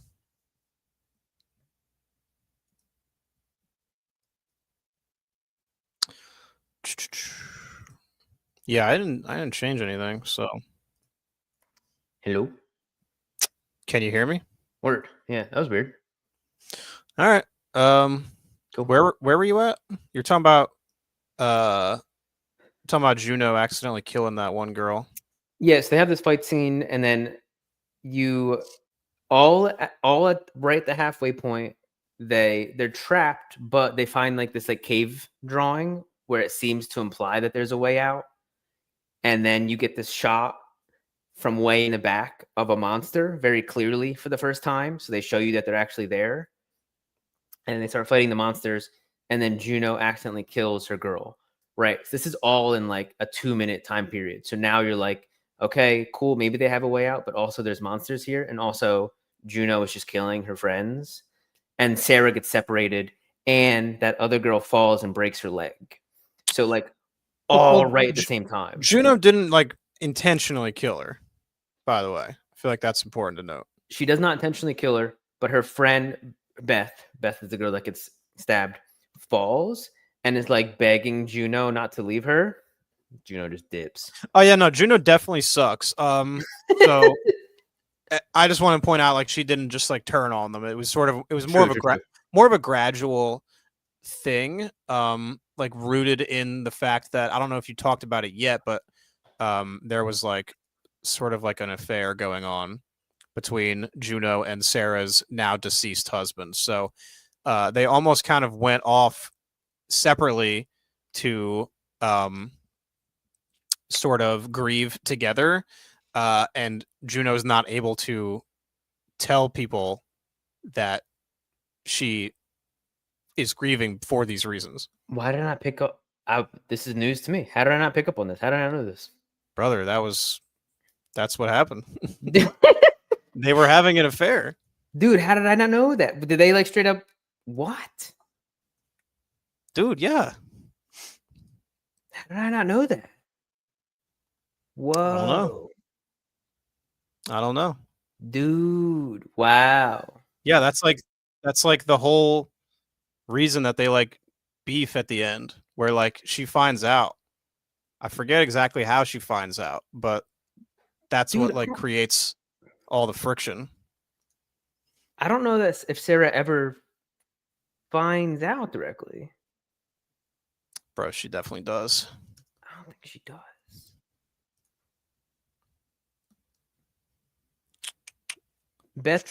Beth gets stabbed. Sarah stumbles upon her like 5 minutes later though, and she's like dying, but not very good. Look like you found something.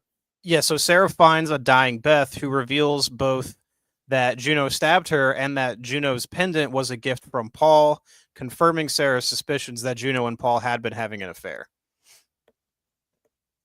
Dude. So it's kind of relayed through like actions and not like dialogue. But yeah, no, that was like fully. That's like fully what's happening. Dude, wow. All right, well, I feel completely fucking dumb for not realizing that. Nah, dude, nah, don't, because like, wow, dude, that's so good. That makes it even better. Yeah, no, that's like further justification for having these shows because we can like, oh my god, it's so good. Talk about the movies because there's fucking sick, right?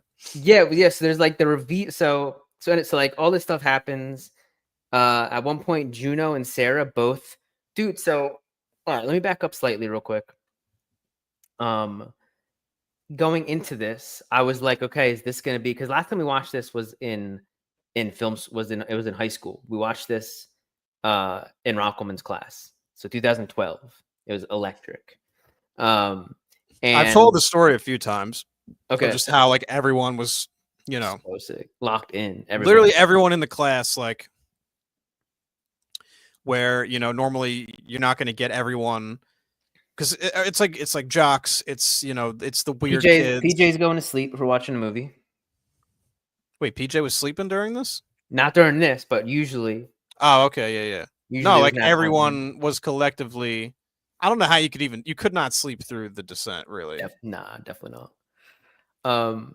But going into, so now for this one, going into it, I was like, oh, is this gonna be like an allegory for grief, right?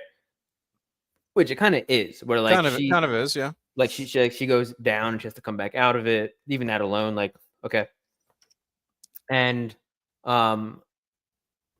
yeah, at one point Juno says like there's only one way out of this chamber, and that's down the pipe. And there's a few things like that. And there's a point where Sarah gets stuck and Beth has to come and like get her out. And Beth says something to the effect of like, look, like the worst thing that could have happened has already happened, and you're still here and you're okay. And like, you're going to be okay, and we're going to get you out. Damn, that's a good line. Yeah, there's some stuff like that happens that's like very allegorical to like just like processing grief. And so that makes that much more interesting, that by the end, it's just Sarah and Juno both down there together. Everybody else has been killed at this point. And they have this sick fight scene where they like fight all these monsters. And then they're standing there, and I forget which happens first. I think Sarah goes, and they have this whole fight scene. And I'm like, oh, cool. Because I didn't fully remember the ending. So they have this whole fight scene. I'm like, all right, cool. They're going to get out of this together and like make up. And then Sarah just goes and just rams an ice pick into Juno's leg, like into her knee.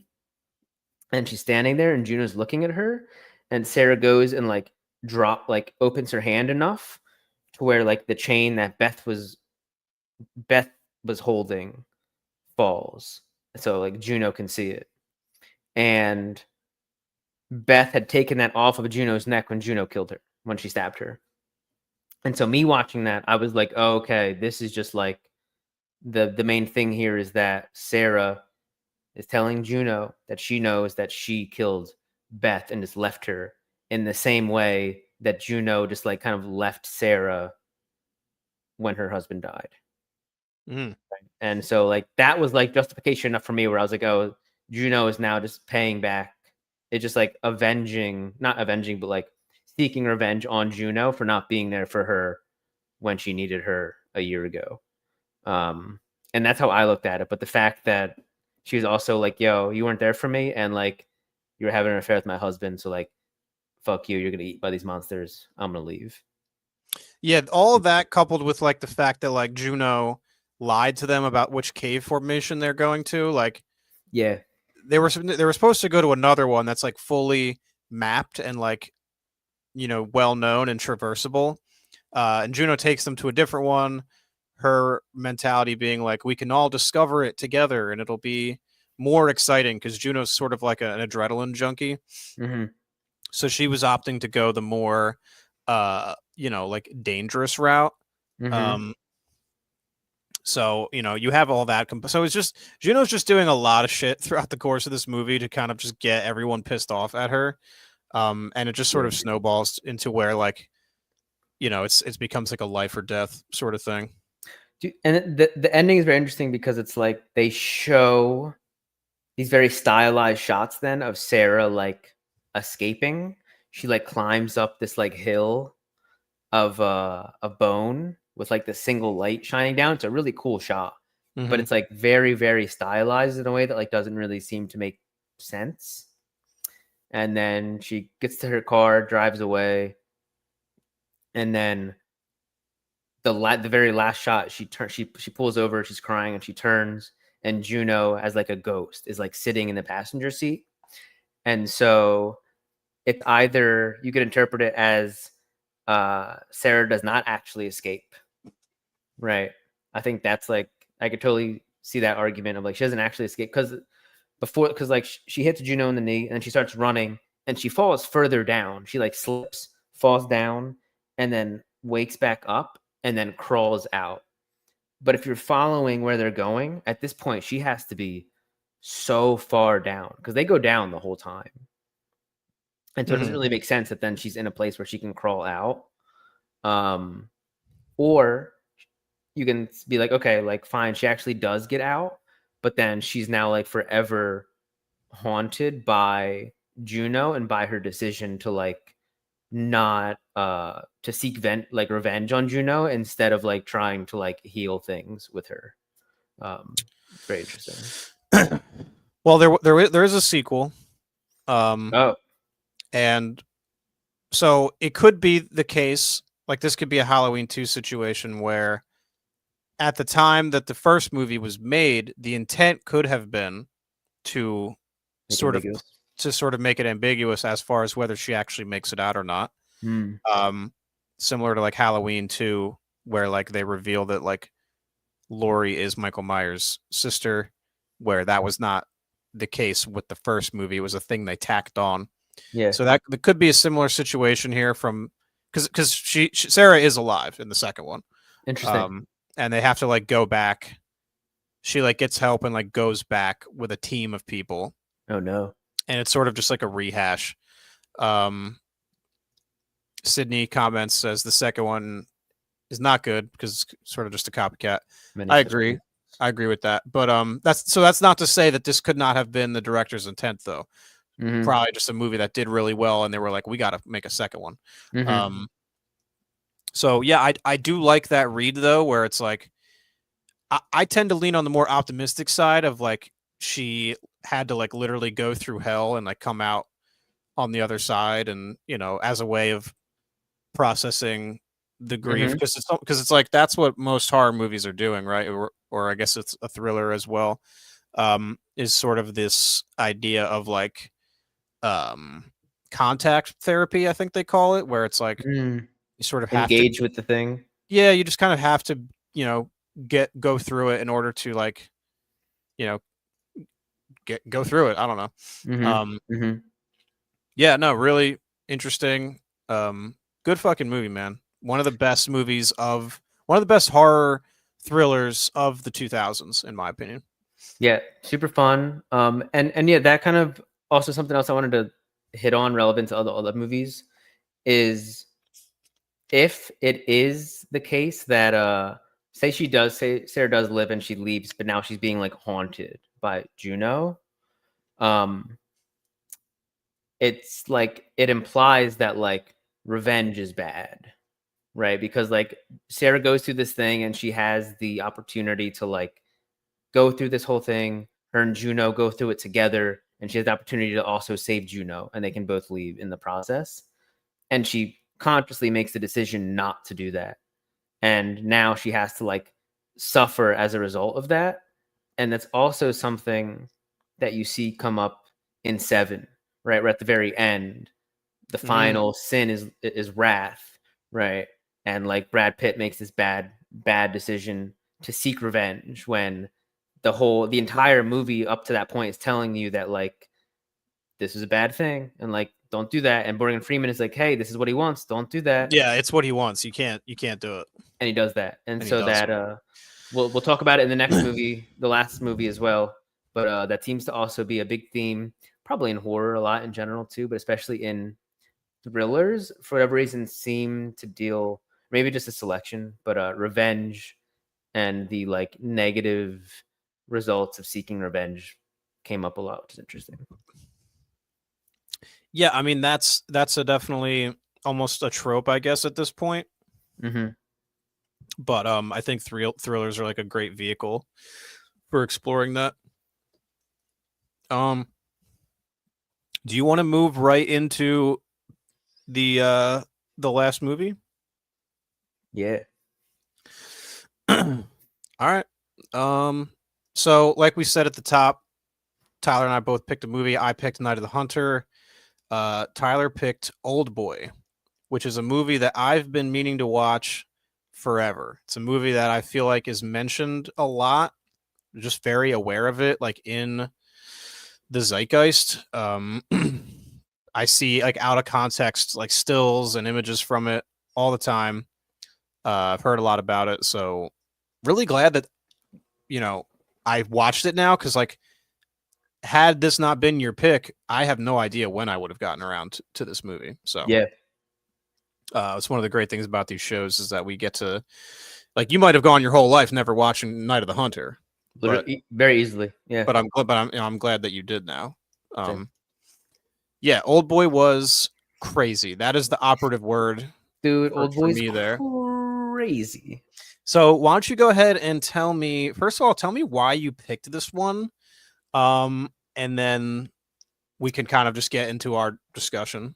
Dude, I didn't know anything about this film going into it. Even when I picked it, I knew that it had a sick fight scene. I knew that it had a sick hallway fight scene. Mm-hmm. That was one of the things I knew as well. I randomly, like a month or two ago, I didn't even watch it, but I was just thinking about how sick the Raid and the Raid 2 are. Mm-hmm. And I was like, yo, like, what are some other movies that are like that? And Old Boy came up, but people just kind of talking about like the hallway fight scene being like kind of like a starting point for like that sort of type of modern action sequences. And so I was like, oh, this must be like an actiony, like a dark actiony film is what I thought it was. And in a way it kind of is, but this movie is so much more and so much crazier and so much more fucked up than I anticipated it being. Yeah, it's really fucked up. Crazy. I've seen a couple of this guy's other movies. He had a movie from a few years. The director? Yeah, Park Chan-wook. Okay, now the only other movie I've seen of his is Decision to Leave, which was a really good one as well. That came out 2022. So South Korean movies are really dope, because I didn't watch it for this stream, but Bong Joon-ho has another movie called Memories of Murder, which is essentially South Korean 7. And it's fucking awesome. It's sort of like, it's like 7, but also with like hints of True Detective, where like, I don't want to spoil anything, but basically these guys spend like a really long time trying to like figure out the case. It's like years and years, and sort of the way that like haunts you, where kind of like Zodiac, where you're so consumed by it, and it like worms its way inside you, and you're like, that's kind of Memories of Murder in a nutshell. But just so to that point, like South Korean films are like, it's so crazy watching them because like just the way that the culture is so different. Like you see that here in Old Boy and stuff, and there's a lot of things that are just sort of presented as being normal, and they might not be to us, but like it clearly is to the characters and stuff. So, yeah, I mean that's just also just generally speaking, like one of the cool things about watching foreign films in general is just sort of getting to like experience in a way like just different cultures. And yeah, Old Boy was just fucking nuts, man. That was sort of a little diatribe there, but yeah, go ahead and yeah, it's a very stylish film, which you see like right away. It's hard to even talk about. I don't want to like fully spoil it for anybody that hasn't seen it. So one of the things that it does absurdly well, something that we talked about already in regards to thrillers, is it constantly is posing new questions and sort of answering some of the existing ones. And I feel like it'd be so easy to do something like that. Like I'd have to think of a movie, but I feel like there are movies that do that are just annoying, or where you're just like, you get to a point where you're just like, what the fuck is going on, right? And yeah, you're like poorly written. Yeah, or you're like, okay, this better be explained in the finale, or this movie was you know what I mean? Like you start to reach a point where you're like, if this doesn't pay off in the final however many minutes, like I'm gonna be pissed off, sort of thing. Like where things just keep stacking and it just gets wackier, and you get to a point where you're just like, what the fuck is this? And like this never does that somehow, but it's so crazy. And like something that's really, and maybe it's just a matter of like you know how sometimes in like the first scene of a movie you can just tell like, oh, like I'm in really good hands with this director, right? Yeah. This movie, it starts off, the very first shot is the guy dangling from the ceiling, from the roof, right by the tie. There's this guy holding this other guy off of a roof, like clearly like trying to kill this guy, right? And he's about to let go of him, and you're like, this guy's gonna kill this guy, he's gonna throw him off the roof. And then like 20 minutes or so later, it kind of sets up the whole intro, and you come back to that scene and you realize that this isn't a huge spoiler for the movie overall, but you realize that the guy who's hanging off the roof was about to commit suicide, and that the guy that's holding on to him is actually saving his life. And that recontextualization that it does just in the first 20 minutes of the movie, just for the sake of setting up the main character, is so crazy and so good that I was like, oh, I was like, okay. Like, it kind of informs the rest of the movie too, because you're like, you're not like, I can't trust this guy. Like this narrator is almost like unreliable narrator, where I might think I know what's going on, but eventually something's going to happen that's going to recontextualize everything, and I'm going to realize that what I watched earlier was actually not cool at all. Yeah, because I thought this was pretty cool. I was like, oh, this is sick, dude. Like, yeah, like not, dude. And then you're like, oh, that's not okay. You're not supposed to do that. I think you know what I'm talking about, dude. Yeah, it's not cool, man. Dude. And then, we're gonna get kind of vague here. But like, dude, and then the decision that he makes at the end of the movie to continue doing that, and like, yeah, just like that's fuck. I just want to real quick, like between you and me, be like, yo, like how fucking wild was that shit? Dude, this like the movie goes in, it covers topics that are like, or a specific topic that's like pretty taboo, super taboo, right? That like you don't talk about, and it not only is like, oh, this is in the movie, it's like, hey, this is a central thing in the movie that we're talking about. And going into this movie, I had no idea that this would be a part of it. Zero idea. Because the premise is, we kind of didn't even talk about this, but like Old Boy is about a guy who gets imprisoned for 15 years, and he doesn't know why he's been imprisoned. We don't know. It's a weird prison too. It's like a hotel. It's like not a real prison, but it's like a guy who is like obviously just has like tons of resources and is like able to like keep people imprisoned like against their will. And the conceit of the movie, the premise is that this guy's going to get out, find the person who imprisoned him, and figure out why. And so it's like a revenge movie. So like that's what it's set up to be. And then in the process of him figuring things out, things become totally different. Yeah, wait. So actually, so he wants to get out and go kill this guy, right? Well, for the most important thing to him is that he finds out why, because he has the option to kill the guy, but if he does, he won't figure out why this happened. So he actually forgoes the physical revenge aspect in the name of figuring out why this is going on. But at a certain point in the movie. Yeah, but doesn't he, when he first gets out, isn't the goal, it's like, he's like, I'm going to go find the guy that imprisoned me and fucking kill this guy. But then once he meets him, he's like, oh, wait. Because then the guy convinces him, like, yo, like, if you kill me now, you won't figure, like, don't you want to know why I did this?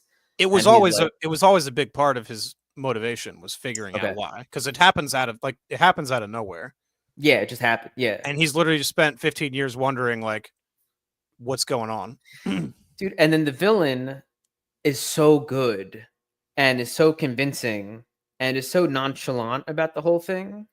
And it's sort of Seven-esque, to where it's like he is planting all of these things and bringing the main character, he's like luring his pursuer deeper into like a more complicated web. Yeah. And there's even like a couple things that are planted very early on. There's kind of like an interesting Chekhov's gun in here with the little clicker. Where he tells him, he's like, yo, I could just press this and I can just kill myself. So like, don't fuck with me because I'll just kill myself and then you won't figure out what's going on. Which is such an insane like eccentricity. Dude. Almost like something you would expect to see in like a Bond villain. Yeah, he is very Bond villainy. But it's like it's very odd because like he's a Bond villain, but like our main protagonist is like not a conventional like protagonist. Like he's very uncouth and like sort of unorthodox and like just willing to do seemingly whatever because like, you know, from his perspective, he spent all this time locked down that like he doesn't really give a fuck. And like his only goal is to figure out who did this and why and get his revenge. Dude, and so much of this movie is so cool. By the end, you're like, this is not fucking cool, but so much of it is so cool. Like he breaks out, right? Even just him breaking out of prison, super cool. And then he goes and he like gets into a scuffle with some guys, or like he leaves, he steals those sunglasses from that lady, and he just like looks cool with those like funny sunglasses.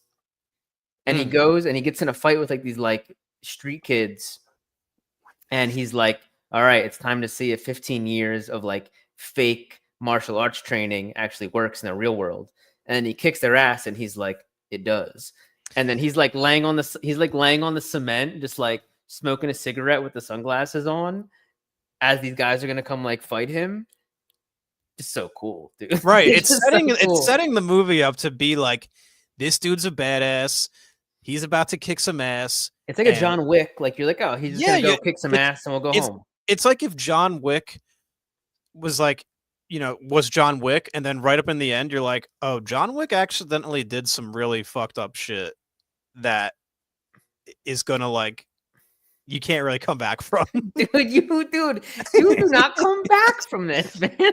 Dude, yeah, the stuff that he winds up doing, which he's tricked into doing it. It's not like he seeks this out. Right. And like knowingly does it. He's tricked into doing this, which is like, this is like the most unforgivable thing. Like if someone tricked you into doing what he does in this movie, like you already had reason enough to kill them. Yeah. So essentially he's getting revenge on this guy, and I won't really say anything, but it turns out that the guy who locked him up is doing it to get revenge on him for something that he did years and years ago, but he didn't actually realize that he did this thing, which is why he doesn't make this connection right away. So the kind of whole moral of the story, if there is one, is that revenge is bad, because it doesn't work out for our protagonist.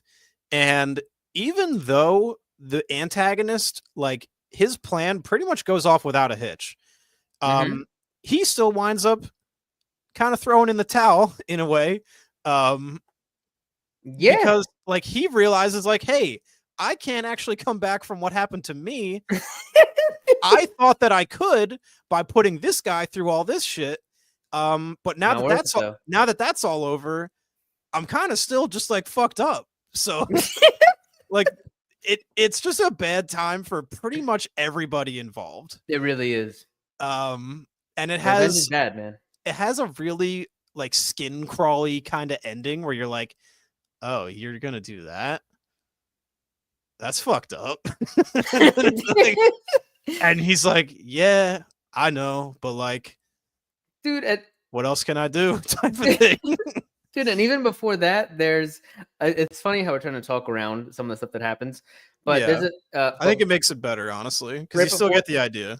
Yeah, right before that, he does something with some scissors that he also doesn't have. Nobody tells him to do that. He just he didn't have to do that, but by doing that, he cements that he can't. He kind of he does this as an apology, basically, to that guy. And he accepts the apology by not, because he's gonna show our other character, like, he's gonna reveal the information to our other character, like the fucked up thing, and he's like, hey, like, I'm finna do this, and he's so, like, not only is he realizing that this is what happened, but now he's also being like, oh, dude, like, you can't tell her that. Like, that's like, neither of us are gonna handle this well. So he like fucking kind of crashes out basically, and like does that thing with the scissors as like penance, basically. Like, hey, man, like, if I, like, I'm your dog, basically, right? Like, he's doing all that fucking weird shit. Yeah. Like licking his shoes and everything. And he accepts it, and then he's like, actually, man, really not enjoying any of this. And then so then he checks out. He checks out of the building. And yeah, dude, just like, I didn't know what to make once the credits rolled, man. I didn't know what the takeaway was supposed to be outside of like. I truly was just like sitting here, like. Yeah, I mean, there's like some class stuff going on, like some class warfare, maybe. With like our antagonist being like, for sure, pretty well off, it would seem. Dude, his apartment is fucking sweet. Dude, it's that 2000s South Korean chic. It's that fucking like sick, dude. I don't know shit about, but like he does. Yeah, well, when you get to watch it in a movie like this, and you're like, dude, this is like so unlike anything that I've seen. Just in terms of the story, the locations, like just the characters, it's fantastic. This you just said it perfectly, but like, this is unlike anything else I've ever seen. No, it's insane. It's really good. And then to bring this full circle real quick, I was saying how at the end of Night of the Hunter, which was made almost 50 years before this movie, crazy, the last line is Ms. Cooper kind of talking to the camera, to the audience, and saying that children will abide and endure. And in Old Boy, there is a child who at one point she tells her, she's in a situation that she does not like being in. She's uncomfortable. She's physically uncomfortable. And she tells her dad that she is going to endure it anyway for him. And the context is very different. Yeah, it is, dude. But that wording, endure, and like the idea of like a child being in a world that is not kind to them, but that they are going to endure it anyway because they have to. was a very interesting byline between these two movies, despite them being very, very different films and the situations that those lines come up in being very different. Dude, that's a really great way to kind of put a nice little bow on this whole show, man.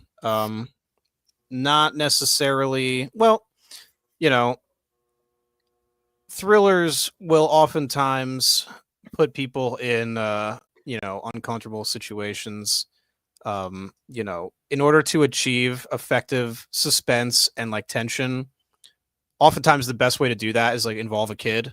That's a large part of Night of the Hunter. Like, that's where a lot of the tension comes in, is like, I'm sure that's prevalent in Panic Room. Very much so.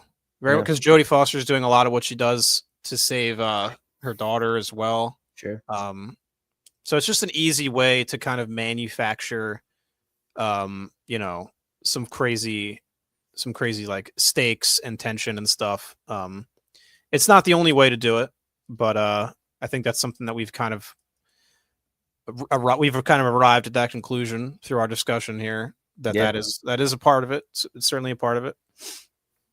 And just like what people are willing to do, like for either money or like social gain, like Panic Room, they're doing it for money. Seven, people doing all kinds of different, a lot of different things. Is I think a lot of the time it has to do with it's like characters, like the characters in the Descent. It's like almost like all the stuff surrounding it is like a backdrop to sort of bring out all of this stuff to the surface and make people have to like deal with it. Mm-hmm. You see that in Old Boy. Mm-hmm. Parallax View is like, I don't want to speak on Parallax View. I got to finish 20 minutes of that movie, and then maybe you and I can discuss that later. So yeah. But we're coming up right on 2 hours too. This is a good lineup, man. Good lineup of movies, man. I mean, obviously, I've seen, you and I have both seen many thrillers, like throughout our lives. Just like, it was hard to dwindle down this list, honestly. But yeah, it's made me want to watch some more stuff. I would recommend you watch Memories of Murder if you liked Old Boy. Definitely you should check out Memories of Murder. It's the guy who did Parasite. It's really good. It's like South Korean South Korean 7, basically. Like I said, that's the closest like comparison I could make to kind of let you know sort of what you're in for. But it's all like informed by South Korean culture too. That's the other thing about it, where it's like you sort of watch stuff unfold and you're like, this is so distinctly different from how life is in America. But it's like all of it is just taken, like you just take it at face value because you're like, the movie's not making a big deal about these things, right? It's sort of just the way it is. So it's like a time capsule into a different time, into a different place. But it's ultimately still human stories, which is so cool. So yeah. But yeah, man. And so is Park Chan-wook. Those guys are they know ball, as they say. So yeah, that kind of brings us to the end of our show here. So I'm glad we got to do this. I'm glad we got to watch some movies that I might have not watched until who knows how long. So yeah, literally. Yeah, like Paramount Plus was literally like, yo, try and watch the Parallax View, and I was like, yeah. Dude, I will definitely, between now and our next and Two Dudes in a couple weeks, I gotta watch a couple horror films, some very Halloween-y films, and I gotta watch that Wild West. Dude, you gotta watch Wild Wild West. I'm thinking next. So 2 Dudes, 1 Shelf, 2 weeks from today, or no, not 2 weeks from today. 2 weeks, 29th. Yes, it's going to be the Halloween Wild Wild West 3-year anniversary special. So we should call it that. That's what I'm calling it. Eli, what's up, man? Thank you for being here. Unfortunately, we're just about to wrap, but thank you so much for popping in and saying hello. It's good, Eli. We're just talking about the next show is going to be on the 29th of October. What'd you call it? It's the Two Dudes One Shelf Halloween special Wild Wild West 3-year anniversary of the channel. Thank you, Eli. I appreciate this. So yeah, next show is going to be very much just sort of a freewheeling thing. If you saw our last episode of Two Dudes One Shelf, it's more just a stream of consciousness discussion where we kind of we'll be talking about some Halloween movies. It'll be the Halloween special, but we can talk about literally whatever as well. So hopefully we get some Wild Wild West discourse going. Honestly, I will watch it. I'm so excited because I genuinely think I don't want to set myself up for failure. I think you'll like the movie. I'm very excited for it already. I think you'll like it. I've built it up. It's nowhere near the level of The Mummy, obviously, but what is? It's sort of well, yeah, good point. But it sort of has that sort of like 2000s adventurous kind of quality to it. I don't know. Mm-hmm. They were just making movies kind of like that back then. Just kind of like, whoa. Just kind of like, hey, it's a good time, right? You having fun? Like, yes. Yeah. Yeah. Yes, exactly. Will Smith, Wild Wild. We're not just doing like a Western. Like, that'd be cool too. That would be cool. Now, Eli, on the last episode of our Two Dudes One Shelf series show that we're doing, I professed my love for Wild Wild West. I don't know how it popped up. Tyler's got real deep into it. Tyler's never seen it. The chat was weighing in. I didn't know it existed. Tyler had never even heard of it. So hopefully we're gonna help celebrate Halloween right and talk about Wild Wild West. So I think if nothing else, it'll make for a fun thumbnail. So yeah. But all right, guys, that's gonna be it for us tonight. Thank you all for being here. Thanks for talking thrillers with us. Yeah, now it's time for Tyler and I to think about what the next Talks from the Shelf will be. So that'll be fun. Yeah. So yeah, join us on the 29th for the next show, and have a good night, everybody. Watch more movies. Watch more movies.